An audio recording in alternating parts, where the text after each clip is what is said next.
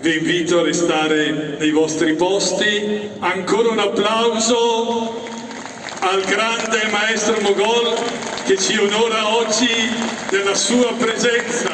Grazie maestro.